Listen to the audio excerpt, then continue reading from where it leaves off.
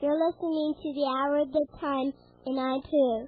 And I'm William Cooper. I pledge allegiance to the flag of the United States of America and to the republic for which it stands, one nation, under God, indivisible, with liberty and justice for all.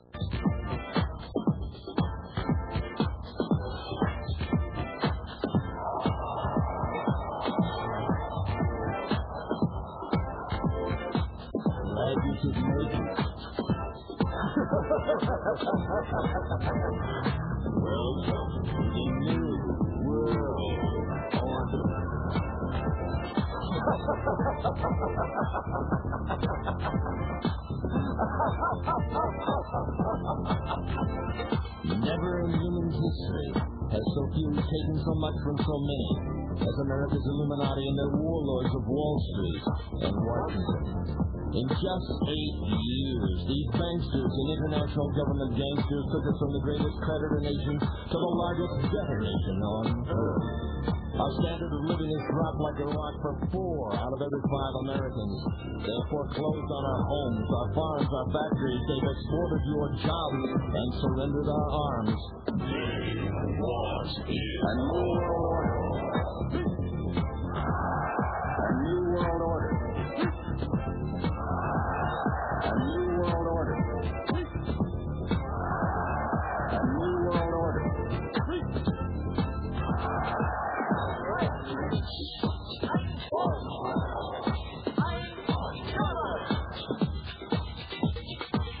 The Illuminati wants you to be a slave from birth to grave. The banksters own the Federal Reserve. It's private. They own it. It's neither federal nor a reserve. The cashiers make that fiat funny money stuff you call dollars for 2 pennies. They lend it back to us at full face value. Then charge you interest. You get the debt. They get the interest. They get the gold. You get the shell. They want is a new world order. A new world order. A new world order.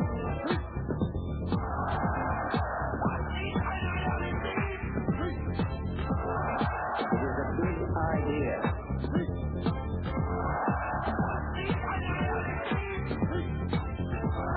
It is a big idea. A new world order.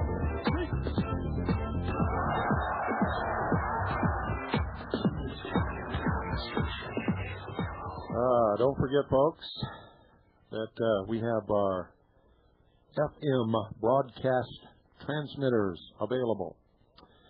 Yep, we sell a 3-watt FM transmitter. It transmits on the FM band anywhere from 80 to 108 megahertz. That's the FM broadcast band. It is a proper FM broadcast transmitter. It's not a surveillance bug. It's not a toy. It's not a baby monitor. It is a real radio broadcast transmitter. It tunes very easy via the tuner pot. It's a little screw, and you can tune it to any frequency you want to broadcast on and make sure that you're broadcasting on a frequency that's clear so that you are not interrupting or interfering with anyone else's broadcast. It runs on 12 to 15 volts DC, so you can use it at home or in your car or in your RV or on your boat or just out in the field with a 12-volt battery, as long as you've got the right step down so that you don't burn it up with the wrong amperage or something. It can be connected to a mixer, a CD, a tape player, a microphone, stereo set, or even your radio, whatever you need to broadcast with. And, folks, if you want to broadcast the hour of the time and you have a satellite receiver, you can just go directly from your satellite receiver right into your broadcast transmitter while we're on the air and simultaneously rebroadcast the hour of the time. Next week, we're going to have a satellite expert on here to tell you how to build your own low-cost satellite receiving station so that you can receive the hour of the time in beautiful, high-fidelity sound. And believe me, it is so much different than shortwave radio, you wouldn't even believe it. In fact, when you're listening to us on satellite, it sounds just like you're listening to a CD or a tape on your own stereo set, only we're not in stereo. And that's not our fault. I mean, we can broadcast in stereo. It's just they don't have the capability of receiving it in stereo and putting it up there for us. And that's all right. You can also broadcast your own radio show. Did you ever think of that? Did you ever want to have your own radio show? Maybe just play old 50s music or whatever you want. Maybe you've got some friends that would like to do something like a radio drama. You could write your own scripts. You know, you could have a lot of fun with this. You could do political satire. You could educate a vast number of people. I keep hearing all the time, oh, I don't have much money, and, you know, I'm busy, and I got to work, and I got a family to support. There really isn't anything that I can do. Well, that's not true. You can do this, and you can have fun doing it. In fact, you can have a lot of fun doing it. You can make a big impact in your community, and before you know it, you'll be famous. And don't think that's good, folks, because famous ain't all it's cracked up to be. Let me tell you right now. You not only attract the good of people, but you attract the worst of them also. Now, our transmitter, folks, our transmitter transmits in monaural, but it has excellent sound for broadcasting music or voice, better than most low-cost stereo units, in fact. I guarantee you'll be impressed. It has a well-designed oscillator section that gives it excellent frequency stability. There's no frequency drifting whatsoever. The big feature, though, is a full 3 watts of output power, giving this transmitter a true range of many miles. You see, most of the other FM transmitters in the market are just toys. They only put out about 1/10 of a watt, maybe 500 to 100 milliwatts of power. The range is about 300 feet to a mile. Maybe sometimes they can get out to 2 miles. Ours gives you 60 times more get-heard power.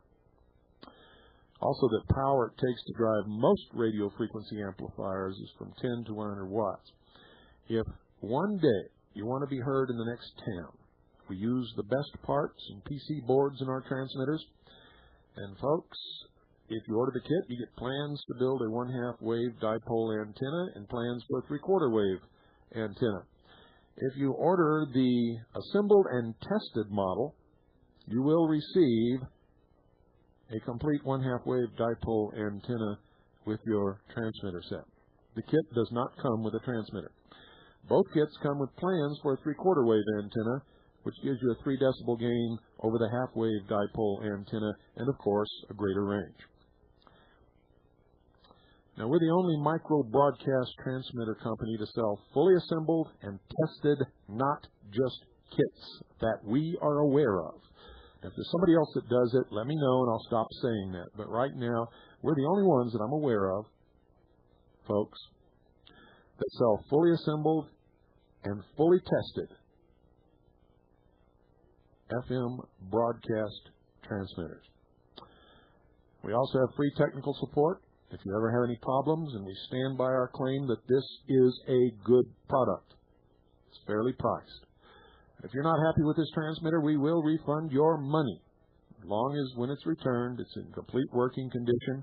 And if it's a kit, if you have begun to assemble it or in any way altered the condition that it was in when you received it, then we cannot refund your money. Because we're not responsible for your screw-ups when you're assembling it, folks.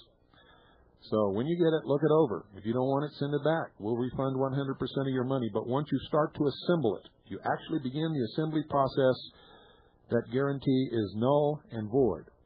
With a fully assembled and tested model, if anything goes wrong with it, or if you just don't want it, within 30 days of receiving that transmitter, send it back to us. We will refund 100% of your money. Now, if it's been dropped, if it's dented, if it looks like you sat on it with an elephant or ran over it with a truck or something like that, no, we will not.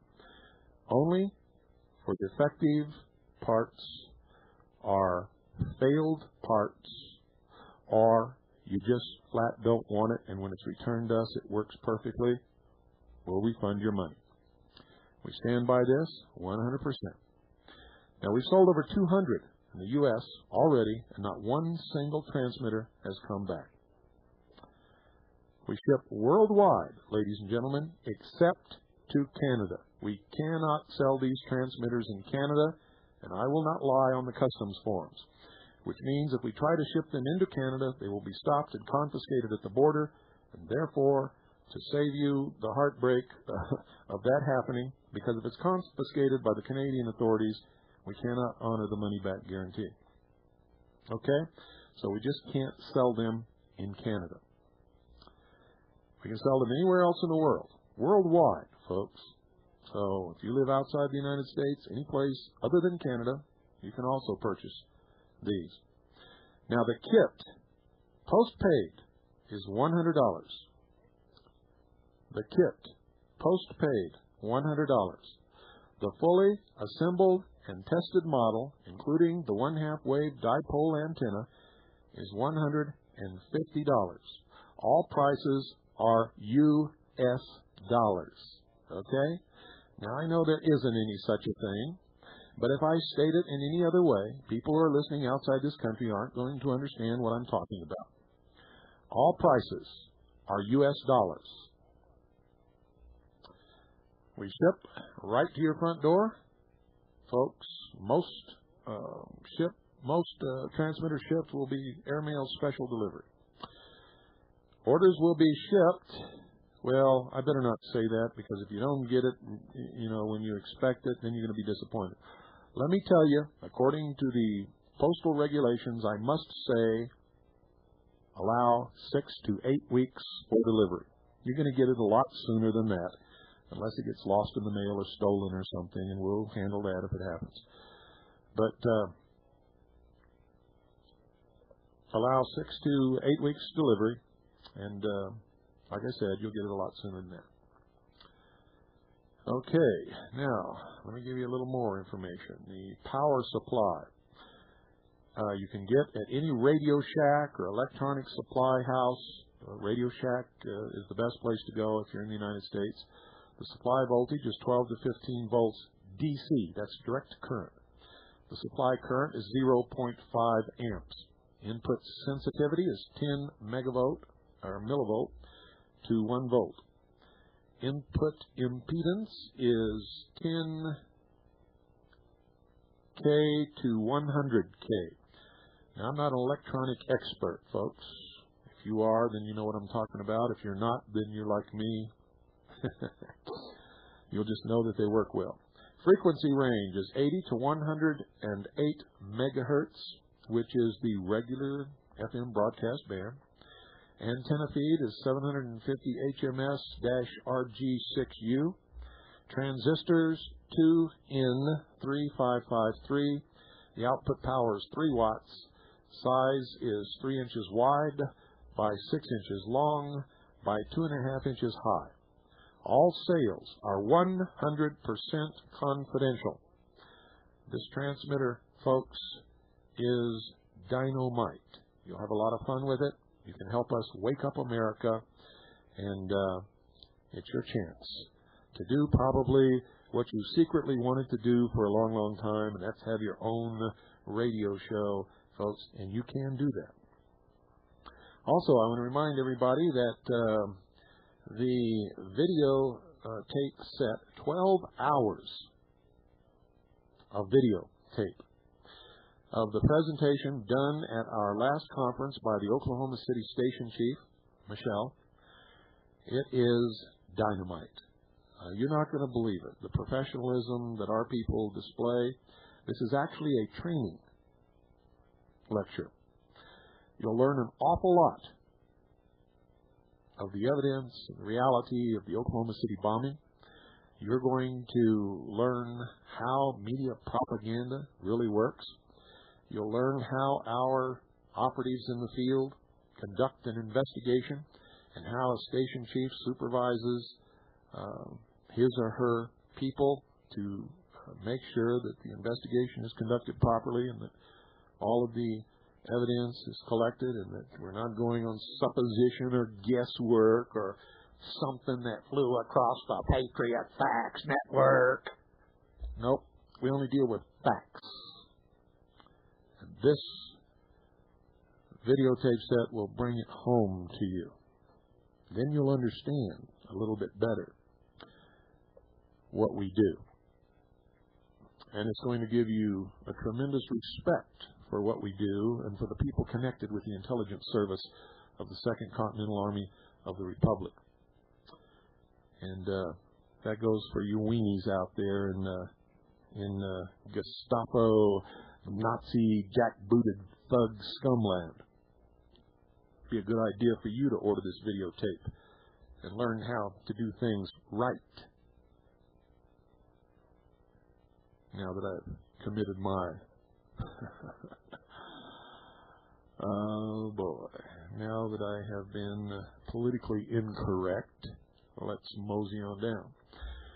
12 hours of video tape, folks. For members, it's $55 post-paid. For non-members, $70 post-paid. And you better get them quick, because I think there's only going to be 100 sets produced, period, in the whole world.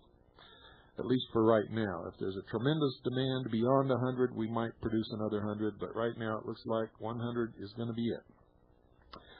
So if you'd like to order your set, you better get your order in real quick. Because I mean it, unless we get a tremendous demand, way over 100, we're not going to produce more than 100. It just doesn't pay, folks, because what we end up with is a bunch of videotapes sitting around with an investment in those tapes that we can't make a return on, which means we didn't make anything off of it at all. And we have to make money to continue our operations.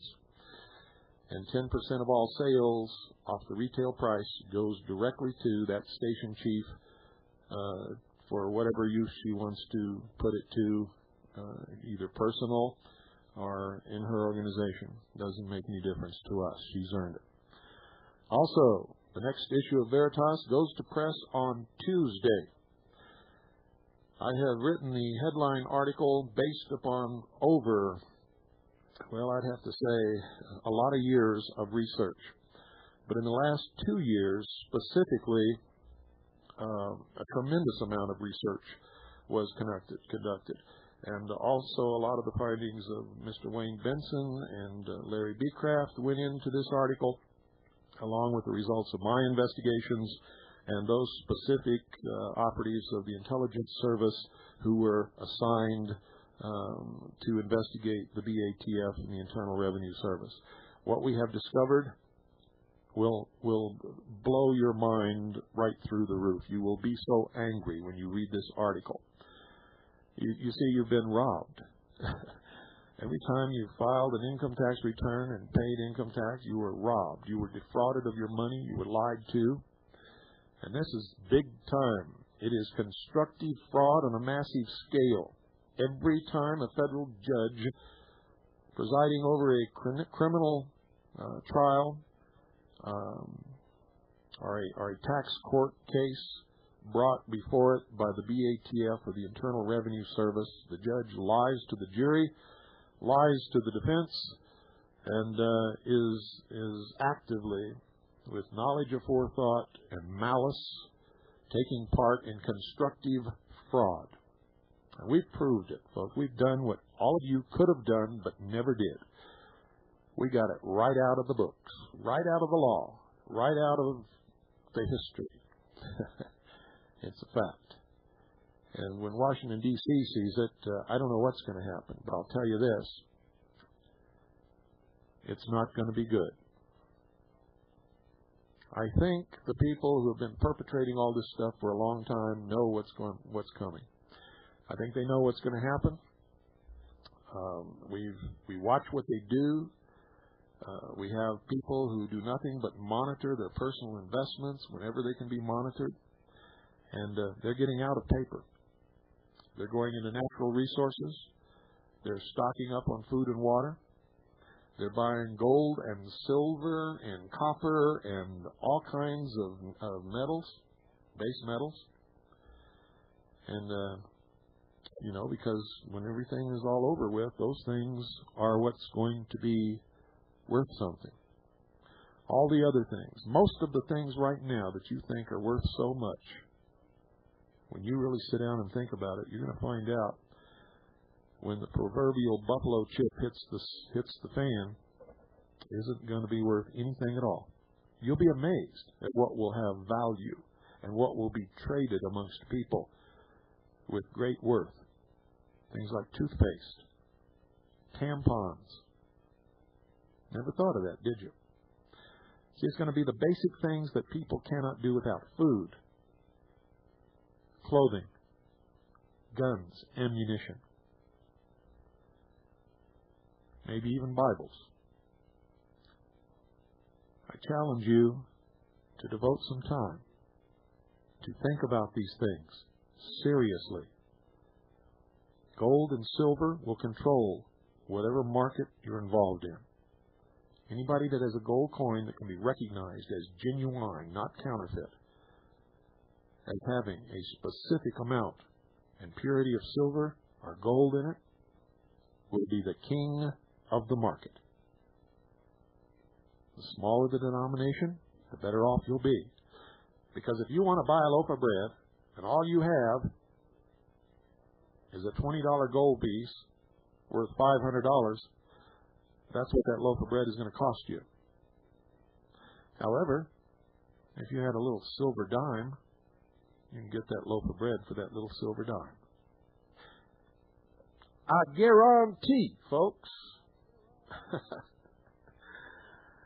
I used to watch old Cal Worthington out in California, and if I could, and if you could see it, I'd chase a duck around the top of a Cadillac convertible with an axe.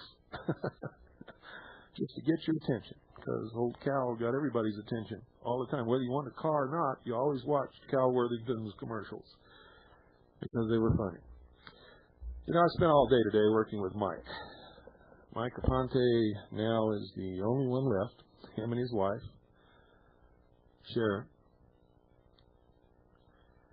And I have spent most of my time since the last issue working on this article, which, by the way, is the most difficult article I've ever written in my life because it is so complicated. And there's such a tremendous amount of information that I had to sift through and only write about what I could get in that article legitimately without having it too long. I mean, it's long, but it can't be too long and it can't be too short. It's got to say what it's supposed to say. It was the most difficult thing I've ever done. It required a lot of travel, a lot of talking and sitting down and making sure that I understood the results of some research that some other people have done so that I would get it right, absolutely right. And after I wrote the story, it had to be faxed or mailed off to several different people so that they could go over it word by word and letter by letter, because the capitalization of letters is extremely important in the law, and the punctuation. And so it went through many corrections and a huge, tremendous, long process of criticism and critique. And I think the final result, I think I am more proud of this one article than anything that I have ever done in my life, including my book. So the next issue of Veritas, I think that should tell you an awful lot about what's in it, how important it is, and how important it was to me to be able to write this and to be able to publish it. And I just want to thank Mike and Sharon and everybody who worked on this issue so hard, from the bottom of my heart. You have certainly shown your dedication and your loyalty, and you certainly have earned and have my heartfelt thank you and my warmest friendship. And without you, I can honestly say, with no doubt whatsoever, there would not only be this issue, there wouldn't be any Veritas. And I want to thank Tina and Mark Terry and Wayne Benson and Larry B. Kraft and all of the people in the intelligence service whose names I cannot disclose because of the work that they do and because a lot of their work has to be covert, and they wouldn't be able to get a lot of the information that they get if their identities were known. And but they know who they are, and their station chief knows who they are, and I know who they are. And from the bottom of my heart, thank you all so very much. The world has no idea how hard you work. Someday they will understand what your contributions have been, and then you will be given the public honor that you so richly deserve. But until that day, we must work as always as an intelligence gathering organization, which means that we have to work, most of us, in the background without the reward and the public acclaim that we should, or that you should, I should say, receive. But history will never forget you. That I guarantee. And if I'm still alive when all this is over, I will make sure personally that your names are known and recorded in the proper places. Don't go away, folks. I'll be right back with the final report by General Benton T. Partin on the Oklahoma City bombing. I should say Benton K. Partin. I apologize for that little slip.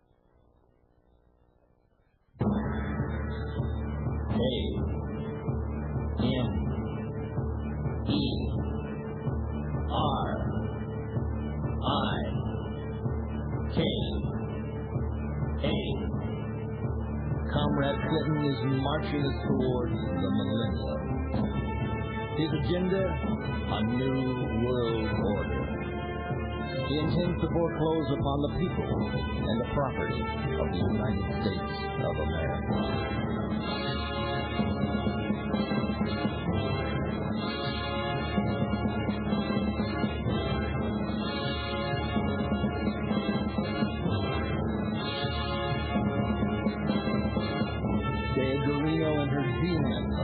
Said it was necessary to kill the congregation at Waco to save the children. Comrade Clinton ties us and guides us into surrendering our sovereignty piece by piece to a one-world government.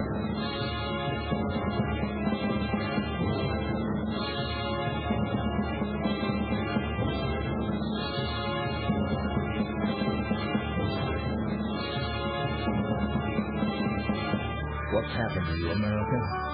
Have you lost both your will to win and your mind? Would you willingly turn your children over to the Hitlerian health? I want to thank also all the people down at Swiss America Training, Craig Smith, who called yesterday and we had a long talk, for their loyalty and for all the years that they've backed this broadcast amidst all the flurry of controversy and all the attacks, and then one time old Lieutenant Colonel Bobo Grits even called Craig Smith and demanded that he take me off the air. and Craig told him to go fly a kite. Craig also told him he couldn't take me off the air if he wanted to because I own the contract with WWCR, not Craig Smith. Craig is my sponsor. Craig could withdraw his sponsorship, but he believes in the message of this broadcast. And I'll tell you, it's been a rough road for Craig because of this broadcast. He sponsors a lot of Patriot broadcasts, but this broadcast has gotten him in more trouble than anything else. He has been attacked on the front page of the Arizona Republic simply because of this broadcast.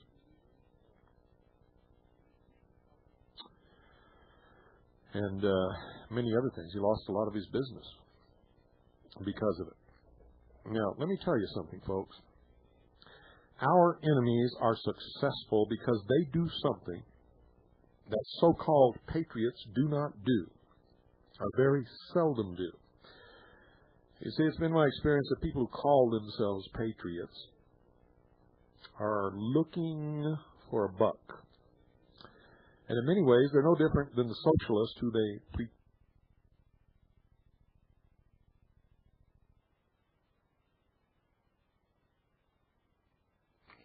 It's absolutely despicable.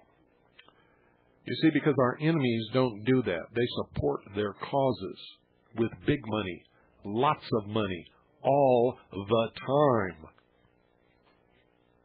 They don't just talk. I learned a long time ago. You can come to me and be as nice as you want, and I'll be nice right back to you. You'll know me for 6 months before you understand that I never listen to a word you say. Never. I watch what you do. What you do determines our relationship, not what you say. It's the way it always is with me.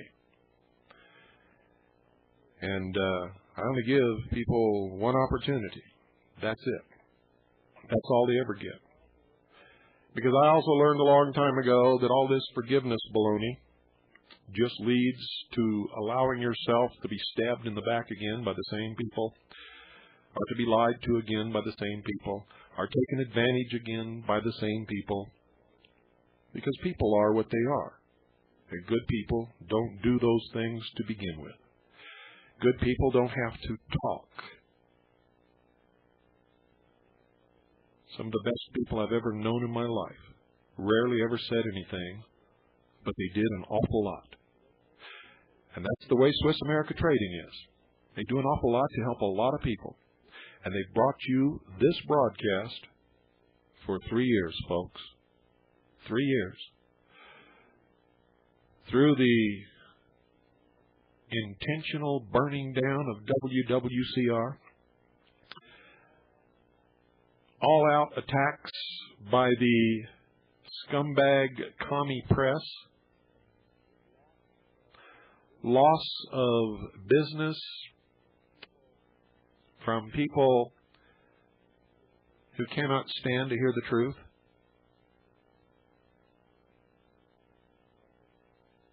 and a lot of other things.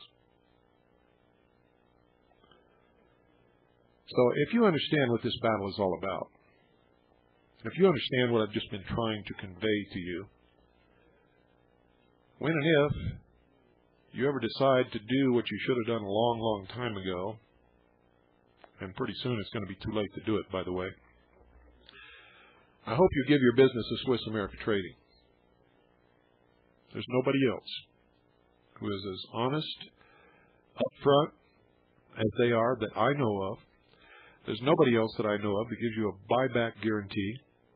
There's nobody else that I know of that tapes everything so that there can be no misunderstanding between what the salesperson said and what the customer said, and nobody can lie about what anybody else said. It can't happen with Swiss America Trading. And 2 or 3 days later, before anything is shipped to you, you're called again, and that telephone call is taped. And everything is repeated. And you have to agree to it all over again, and it's on tape. And then you have Craig Smith's guarantee, and then you have my guarantee. that if anything goes wrong or you think you've been mistreated or cheated or anything else like that, you call me and I'll take care of it. I guarantee you that. I just received a letter from a young man who said he called him several times, left his name and phone number and address, and nobody has gotten back with him. And I'll tell you right now, some ears are burning down at Swiss America Trading. And that man is going to get a call, and he's going to be treated right. And that's the way I do things. Now, nobody down there remembers ever getting the message, or they would have called. There's been some slip-up or some screw-up of some kind. I don't know what it is. But I let them know in no uncertain terms that that is not to happen to my listeners. So, you know who you are, and I know who you are, and Swiss America knows who you are, and you're going to get a call. And you're going to be treated the way that you expected when you made your first call to Swiss America Trading. And that goes for all of you folks. I mean what I say. I'm a man of my word. And rather than go back on my word, I will die on my doorstep. Don't go away. And while you're waiting for the rest of the broadcast to hear General Partin's report, call Swiss America Trading at 1-800-289-2646. That's 1-800-289-2646. Do it now. You'll be glad that you did. So you allow your kids to be numbered like animals, as were the Jews and gypsies in Nazi concentration camps, so they could be tracked and controlled from cradle to grave, and not raise your gun nor your voice. Had you bought Clinton's big lie and rejected the uncomfortable truth? Are we so brain-dead and fantasy-led as to be politically correct rather than spiritually right? America, God help us. Haven't you learned? The earth was betrayed 2,000 years before. It was the world's greatest loss. When they raised their liberal hammer and nailed him to the cross.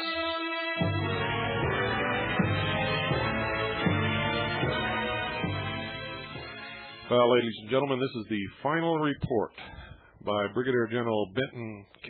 Partin of the bomb damage analysis of the Alfred P. Murrah Federal Building in Oklahoma City, Oklahoma.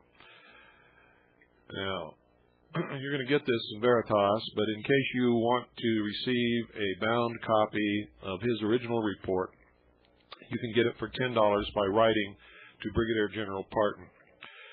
Send $10 to Benton K. Partin, P-A-R-T-I-N, Brigadier General, United States Air Force, retired. Here's his address. 8908 Captain's Row. That's 8908 Captain's Row, Alexandria, Virginia, 22308. One more time. Send $10 to Benton K. Partin, Brigadier General, United States Air Force, retired, 8908 Captain's Row, Alexandria, Virginia, 22308. Now, listen carefully, ladies and gentlemen, because this is extremely important. On April 19, 1995, the Alfred P. Murrah Federal Building, Oklahoma City, Oklahoma, was bombed, causing extensive damage to the structure. The loss of 168, now 169 innocent lives. The victimization of the families of those who lost loved ones, hundreds of non-fatal injuries, and substantial property damage in the vicinity. The media and the executive branch reported that the sole source of the devastation was a single truck bomb consisting of 4,800 pounds of ammonium nitrate, transported to the location in a Ryder truck and parked in front of the building. It is impossible that the destruction to the building could have resulted from such a bomb alone.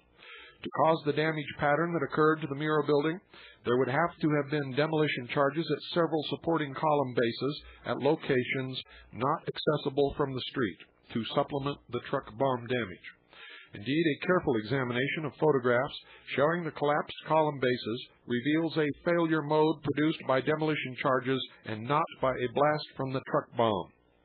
To understand what caused the damage to the Mura building, one needs to understand some basics about the use and nature of explosives.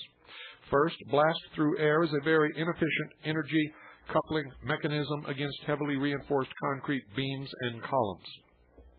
Second, blast damage potential initially falls off more rapidly than an inverse function of the distance cubed. That is why, in conventional weapons development, one seeks accuracy over yield for hard targets.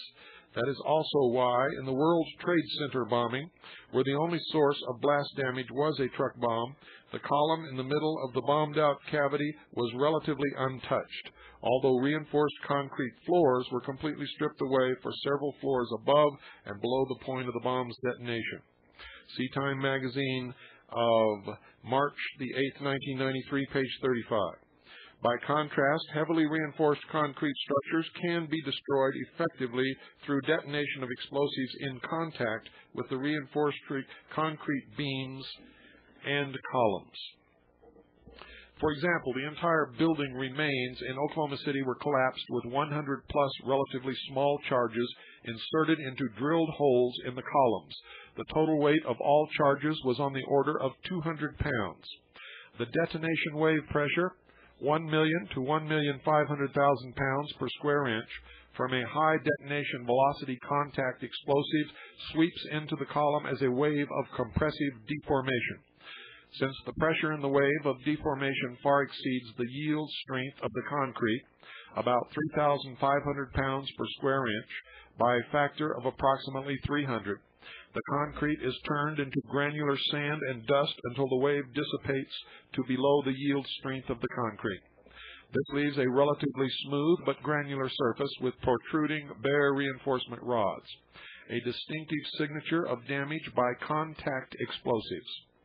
The effect of the contact explosive on the reinforcement rods themselves can only be seen under microscopic metallurgical examination. The rods are inertially confined during the explosion and survive basically intact because of their much higher yield strength and plasticity. When a reinforced concrete structure is damaged through air shock coupling and the pressure is below the compressive yield strength of the concrete, the failure mode is generally compressive structural fracture on one side and tensile fracture on the other, both characterized by cracks and rough fracture surfaces. Such a surface texture is very different from the relatively smooth granular surface resulting from contact explosives. Tab 2, referring to the illustration, is a cross-section view of the building looking from the west. The very large header or crossbeam is shown at the north edge of the third floor. A large but smaller header is seen at the recessed north edge of the second floor, with a brace beam extending out to the large columns in row A. The front of the whole building is glass. Tab 3 shows the architectural layout of the first floor of the Mura building and the location of the truck bomb with superimposed circles of roughly equal levels of damage potential. The explosive force drops rapidly, initially proportional to 1 over the distance cubed, as the shock front travels farther and farther away from the truck bomb. After the release wave, the shock front will propagate proportional to 1 over the distance squared. The maximum possible yield from 4,800 pounds of ammonium nitrate would be obtained if it were in a compressed sphere and detonated from the center. That would produce a 4.4-foot diameter sphere of detonation products at about 500,000 pounds per square inch. By the time the blast wave hits the closest column, the pressure would have fallen off to about 375 pounds per square inch. That would be far below the 3,500-pound compressive yield strength of the concrete. Any column or beam failure from the truck bomb would therefore have been from blast wave structural loading and not from any wave of deformation in the concrete. The basic building structure consists of 3 rows of columns, 35 feet apart, with 11 columns in each row, 20 feet apart. The 4 corner columns have an external clamshell-like structure for air ducts, etc. If we label the columns rows A, B, and C from front to back, and number the columns 1 through 11 from left to right, then columns A2, A3, A4, A5, A6, A7, A8, and B3 collapsed essentially vertically. Tab 2 shows a very large reinforced concrete header at the floor level of the third floor of column row A. Much larger columns extend from the header down for the odd-numbered columns, in effect A3, A5, A7, and A9. The even and odd-numbered columns extended from the top of the building down to the header. The foundation of the building is a heavy reinforced concrete slab with no sublevels. From the potential damage contours on tab 3, and assuming the single truck bomb, the pressure and impulse for collapsed columns B4, B5, and A7 are all in the 25 to 35 pounds per square inch region. However, the much smaller and closer columns B4 and B5 are still standing, while the much larger column A7 is down. Column B3 is down with 42% less pressure and impulse than columns B4.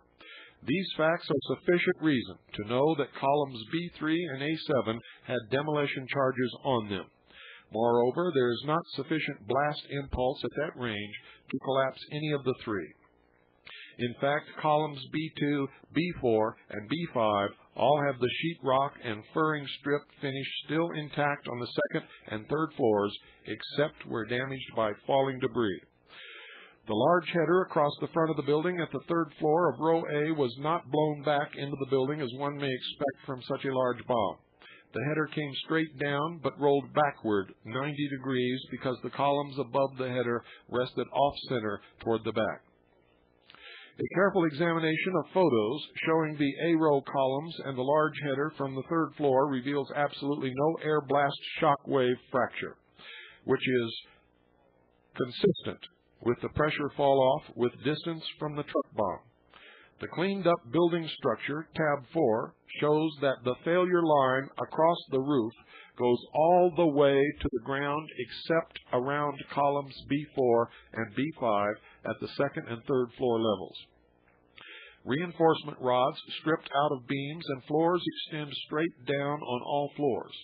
Columns A3, A5, A7, and B3 collapsed straight down as the apparent result of demolition charges at the column juncture with the third floor for column B3 and with the third floor level header for columns A3, A5, and A7.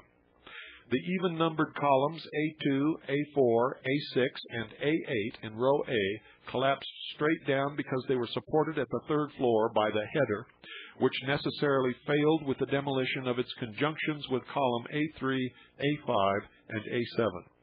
When columns A2 through A8 collapsed straight down, the roof and floor fracture lines at all floors acted as an instant hinge line, which would have given all floors collapsing down a slight tug toward column row B. Because of the collapse of column B3, the floors were cropped closer to the north side of columns B4 and B5, which resulted in damage by falling debris to sheetrock on columns B4 and B5 at the third floor level. The so-called pit area behind columns B4 and B5 was caused either by the blast from the truck bomb pushing out the ceilings of the first and second floors or from the demolition charge on column B3. From the third floor, it would look like a pit into which much debris fell. The blast pressure in this area would have been sufficient to exceed the ultimate yield design strength of the floor. There were large areas at this pressure being held only by the floor-thick reinforced concrete around the 20-inch reinforced concrete columns in the B row. The floor of the first floor could not be blown downward because it was a heavy concrete slab on compacted earth. The ceilings of the first and second floors nearer the truck between the A and B column rows could also have been blown upward initially. Although the truck bomb had insufficient power to destroy columns, the bomb was clearly responsible for ripping out some floors at the second and third floor levels. Turning next to the demolition charges in the building, refer to the picture at tab 5.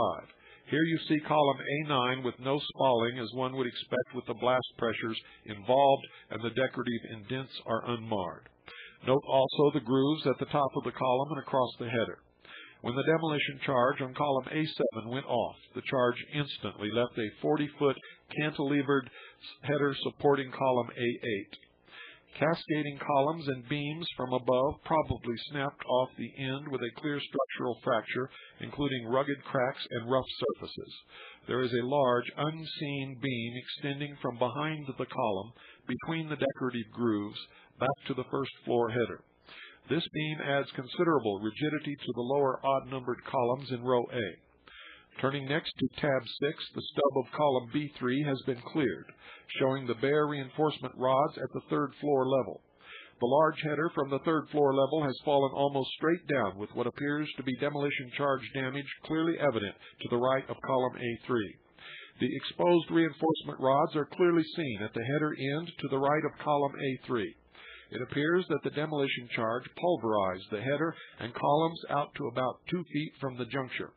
Column A3 is standing there with the clean reinforcement rods clearly extended. Also, the architectural decorative band is clearly evident without blemish, indicating no blast damage in excess of yield strength. In this picture, the failure of the header at column A5 is still covered with rubble and is not visible. However, the discontinuity in the slope of the header on either side of the column A5 location clearly shows that it failed in the region of its juncture with column A5. Tab 7 shows the localized damage to the header at the position of column A5, the closest column to the truck bomb crater. The end of the beam on which the men are standing shows evidence of a demolition charge at its juncture with column A5. Several feet of the beam juncture appeared to have been pulverized away by a demolition charge at the ends jammed together in the collapse.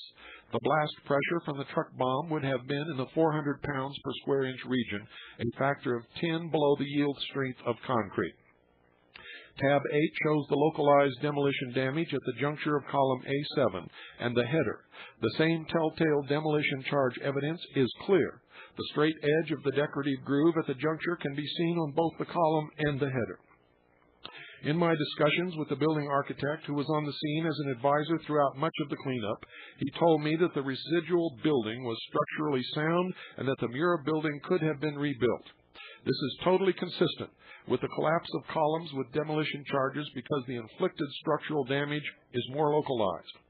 Discussion above has been limited to the reinforced concrete structure of the Mura building. Reinforced concrete columns are hard targets for high explosive bombs. Structures that have large areas for blast loading and low mass can be destroyed at considerable range from a large blast. That is why glass, plaster, and light structures were destroyed at considerable distance from the Mura building, but not reinforced concrete columns. 5 pounds of blast pressure will flatten most frame houses. Much has been said about seismograph readings. Was there more than one explosion?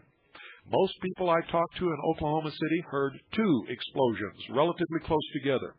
Some close by said they didn't even hear an explosion. That is not unreasonable when you consider that getting walloped by an intense shock wave is about like being hit across the ear by a 2x4. One would expect the demolition charges to have had an electrical or primacord interconnect. If so, it would be difficult to separate them on a seismograph. If delays were used, they would be discrete. If a sensitivity switch was used inside the building, the explosions would have been distinct. Bomb initiations could have been easily designed to go off either simultaneously or with separation. And in conclusion, the Mura Federal Building was not destroyed by one sole truck bomb. The major factor in its destruction appears to have been detonation of explosives carefully placed at 4 critical junctures on supporting columns within the building. The only possible reinforced concrete structural failure solely attributable to the truck bomb was the stripping out of the ceilings of the first and second floors in the pit area, behind columns B4 and B5. Even this may have been caused by a demolition charge at column B3. It is truly unfortunate that a separate and independent bomb damage assessment was not made during the cleanup, before the building was demolished on May 23rd and hundreds of truckloads of debris were hauled away, smashed down, and covered with dirt behind a security fence. When the picture at tab 4 was made, all evidence of demolition charges had been removed from the building site. In effect, the stubs of columns B3, A3, A5, A7, and the demolished junctures at the header with columns A3, A5, and A7. All ambiguity with respect to the use of supplementing demolition charges and the type of truck used could be quickly resolved, and the FBI were required to release the surveillance camera coverage of this terribly tragic event.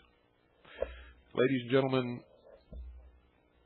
Brigadier General Benton K. Partin had 31 years active duty in the Air Force, progressively responsible executive, scientific, and technical assignments, directing organizations engaged in research, development, testing, analysis, requirements generation, and acquisition management of weapons systems. He had assignments from laboratory to the office of the Secretary of Defense. The man is the supreme expert. I'm going to tell you right now, Ted Gunderson is mistaken. With all due credit to all the wonderful things that he's ever done, and Benton K. Partin is exactly right on the money. Everything that he says is absolutely in line with every single statement we've ever been able to obtain during our investigation and in conversations with explosive experts all across this country. If you'd like to get your subscription to Veritas in, it must be here by Tuesday in order to receive issue number 6. Subscription price is $55 for 24 issues. If you would just like to send $5 for issue number 6, that's the price. We also have back issues, back issues available of issue number 2 and issue number 5, which was the monumental money issue. There aren't many left, however. So if you'd like to get your subscription in, and just in case it doesn't get here Tuesday, include an extra $5. And if it does get here Tuesday, we'll send you your choice of either number 2 or number 5. If it gets here after Tuesday, we'll send you number 6. If you just want issue number 6, send $5, but send it now. Make all checks or money orders to Veritas, spelled V as in Victor, E-R-I-T-A-S, and send them to Veritas, P.O. Box 3390, St. John's, Arizona, 85936. That's P.O. Box 3390, St. John's, Arizona, 85936. Remember, if you'd like the FM radio transmitter, the kit is $100. The fully assembled and tested model is $150 postpaid. For the radio transmitters, make checks or money orders out to Annie, A-N-N-I-E. Send them to the Intelligence Service, Post Office Box 1420, Sholo, Arizona, 85901, and that address will be repeated again at the end of this broadcast. Good night, folks, and God bless you all. All of a sudden, in the middle of the night, there's a loud knock on your door. Hey, honey, something's not right. Throw out your arms. Things don't go fast. We're here from the government. We're here to help you. And I'm from the IRS with a power to tax. If you've got a complaint, think of the facts. Get out of this house. Surrender your guns. Give me your gold. You better obey if you want to go home. That's the good stuff and do when you're told.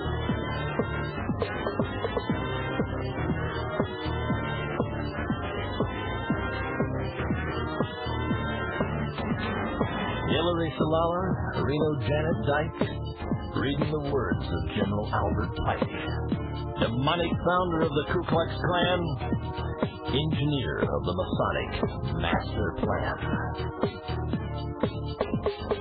Pike said Lucifer is God across this land, and Clinton saying take the mark in your right hand. While we're all dancing to the drums of the Fourth Reich, Clinton's preparing us for another huge tax hike. Order out of chaos, depression, inflation, create the panic and rape the nation. Crisis creation. Incite black and white. Program agitation.